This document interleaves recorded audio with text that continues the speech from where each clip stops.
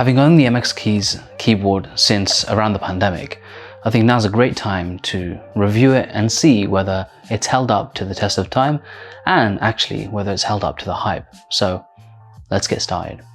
First thing to talk about is the design. So the keyboard is a typical monochromatic keyboard.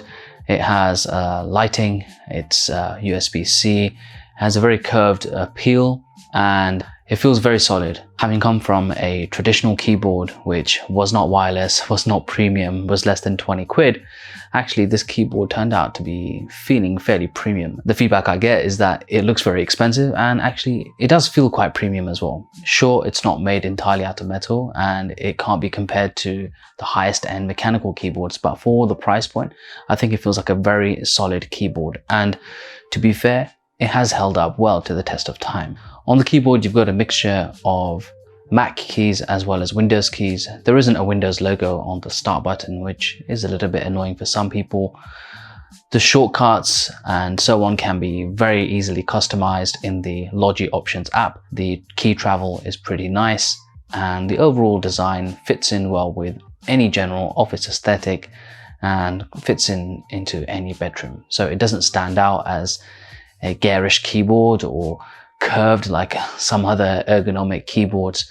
It has a really nice slim profile, which I like. It's at the right angle for me, at least.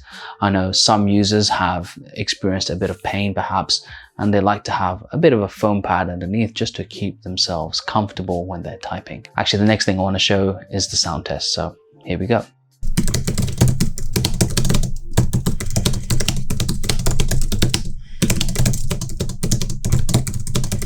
In terms of using it over the last couple of years, I've not really found myself in any discomfort or pain having used this keyboard. In the past, I have suffered from RSI, but typically from a mouse. But from a keyboard point of view, it types very comfortably. I don't find myself straining. Touch typing on it is actually quite a pleasure. It's not difficult to touch type on it.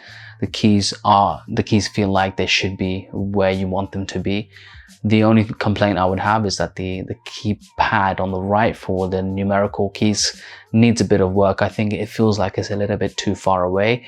Some of the buttons aren't really where I want them to be. So being an accountant, the calculator button is in absolutely the right place. But where I find it to be a problem is that lock key in the top right corner, being close to the minus key, is really annoying. Especially I keep tapping it, maybe it's my clumsy fingers or whatever it might be, but I think there's a bit of a design fault there for someone who wants to constantly use that keypad. From a connectivity point of view, I'll be honest with you, at the very beginning, I found it to be really troublesome, and I feel like I've read lots of comments about this same issue where you're touching a key, it lags, and then you get lots of the same letter repeating itself, and you're not sure whether it's the receiver or whether it's some interference.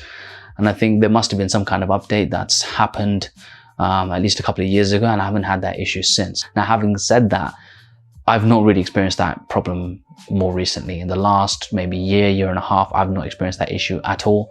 It was very much so in the beginning. What is great though is that the switchability between each of your devices works really seamlessly. I've switched between a laptop, a desktop, a mobile phone, each of those using different connectivity options. So my desktop is currently connected with the Bolt receiver, my laptop is connected with the Bluetooth as a Bluetooth device, and my phone as a last resort is connected also via that too. Now, from a battery life point of view, given that it's a backlit keyboard, in actual fact it lasts reasonably well. I've been in a new job for the last month or so, and with that environment it's a good way to test actually how long does this battery life last. And I use it every day, and to be fair, I think I've charged it once in the last 2 months, so I think either it's coming up due for recharge again. So I would argue that if you're using the backlight on the keyboard, it's not going to really light up during the day. I think that's one thing. And the other one is that it's got the proximity sensor. So there are elements or moments when the backlight is not even on. So actually I think that it's helping the battery life overall. So lastly, you know, would I really recommend this? You know, I think overall the design is pretty good. It works really well. The travel on the keyboard is very good. It's got a nice feel to it. It feels premium.